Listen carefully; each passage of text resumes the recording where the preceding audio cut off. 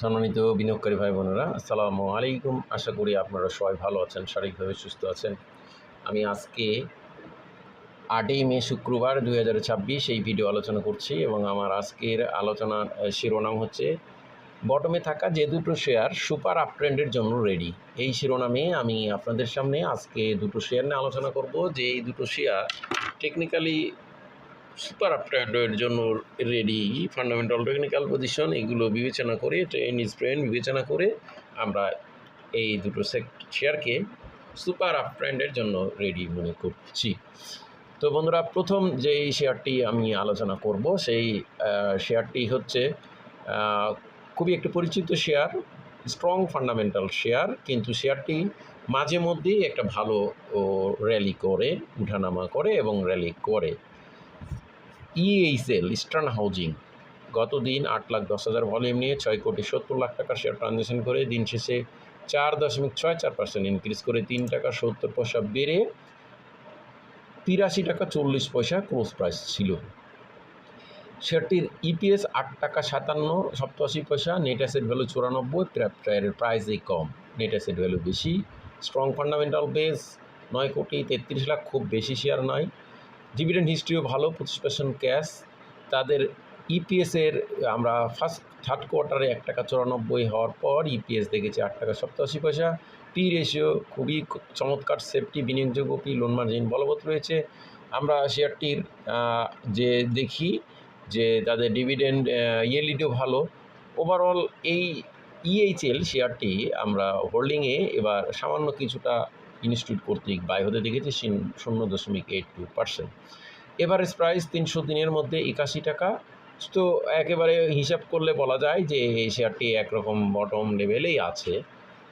তো এই EHL শেয়ারটি এখন আমরা দেখতে হবে আমাদেরকে যে এই 84.10 এই ক্লোজ ভ্যালু, এটা ক্রস করে নতুন ক্লোজ ভ্যালু করতে পারছে কিনা এবং তারপর 90+ হচ্ছে কিনা। এই যে 90, এটি 89 টাকা 20 পয়সা একটা হায়ার হাই ভ্যালু করেছিল 28 এপ্রিল।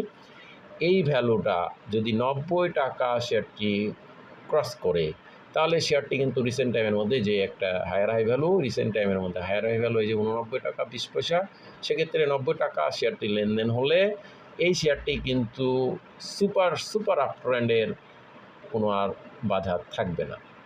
এরপর আমরা আজকের আলোচনাকৃত দ্বিতীয় শেয়ারটি আপনাদেরকে দেখাবো। তবে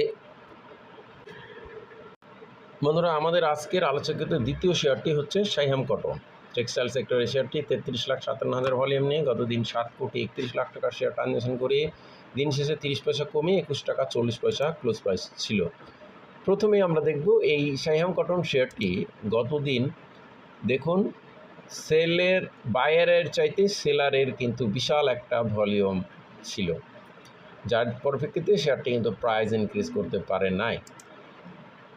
এছাড়া এই শেয়ারটির EPS 1 টাকা 5, কোয়ার্টার 3-তে 2 থেকে গ্রোথ বেড়েছে 14,88,00,000 শেয়ার, EPS 1 টাকা 5। এখনও লোন মার্জিন চমৎকার, সেফটি, বিনিয়োগযোগ্য পি, লোন মার্জিন বলবৎ রয়েছে। নেট অপারেটিং ক্যাশ ফ্লো 6 টাকা 13 পয়সা, অসাধারণ। থার্ড কোয়ার্টারে 1 টাকা 22 থেকে 6 টাকা 13, বিশাল। 7% ক্যাশ ডিভিডেন্ড তারা 2025-এ দিয়েছে। উল্লেখযোগ্য বড় বিষয় হলো হোল্ডিং মাসে এই সাইহাম কটন টেক্সটাইল সেক্টরের শেয়ারটি 5.99, প্রায় 6% শেয়ার কিনে নেওয়া হয়েছে। দ্যাট মিন্স 14,88,00,000 শেয়ার, এর মধ্যে যদি আমরা 1% ধরি তাহলে 1,48,000 হবে। 6%, দ্যাট মিন্স প্রায় 10 লাখের মতো কাছাকাছি শেয়ার কিন্তু পাবলিকের কাছ থেকে ইনস্টিটিউট ধরে কিনেছে। আমরা এই সাইহাম কটন শেয়ারটির 300 দিনে এভারেজ দেখছি 18 টাকা 30, সে লেভেল থেকে কিন্তু খুব একটা বেশি নাই। আমরা রিসেন্ট টাইমের এই শেয়ারটির ট্রেড যদি দেখি তাহলে যে এপ্রিলের 16 এপ্রিলের পর সেটি 21 টাকা 10, 20, 30, 40, 22 টাকা 40 পর্যন্ত একটা হাই রেট করেছিল। 22 টাকা 50 হয়েছিল গত 21 এপ্রিল এর, এবং 13 এপ্রিল থেকে 22 টাকা 50, 40 এই দুটো রেট আমরা দেখেছি। তো এখন আমাদেরকে দেখতে হবে যে এই শেয়ারটি আগামী দিনে 22.50 টাকা ক্রস করছে কিনা, এবং এরপর শেয়ারটি আমাদেরকে দেখতে হবে যে 24.50 টাকা, এই দুটো ভ্যালু 22.50 টাকা এবং 24.50 টাকা, এই দুটো ভ্যালু ক্রস করে নতুন ভ্যালু করতে পারছে কিনা। যদি করতে পারে তাহলে শেয়ারটি কিন্তু আমরা মনে করি সুপার আপট্রেন্ডের অপেক্ষায় এই বটম লেভেলের শেয়ার দুটি অসাধারণ একটা ভালো কিছু হওয়ার সম্ভাবনা উড়িয়ে দেওয়া যাবে না।